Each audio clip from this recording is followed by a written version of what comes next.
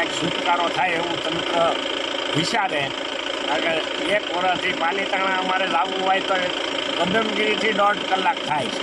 કોઈ ડિલિવરીનો કેસ હોય તો ટાઈમસર પહોંચતો નથી, અને હાંડિયા સવારી હોય એવો રોડ છે વર્ષોથી. તો રાજકીય આગેવાનો એમાં તંત્ર અને સરકારી તંત્ર આ બાબતમાં થોડું વિચારે તો આ જેસરનો રોડ વહેલી તકે શરૂ થાય એવું વિચારે. નહીંતર પછી 1 તારીખથી અમારે આંદોલનના માર્ગે જ આવવું પડશે.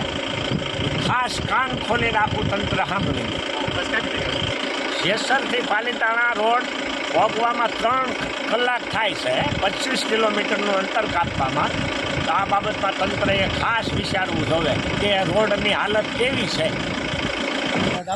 દાતડી આ રોડ વિશે કાંઈ કહેવા માગો છો? પહેલા બીજામાં કેટલા કિલોમીટર સુધી ખરાબ રસ્તો છે? ડેમની આજ પછી ઠેઠ જેસર સુધી ઠેઠ સુધી આવું ને આવું. કેટલા વર્ષથી આવો ને આવો રસ્તો ખરાબ છે?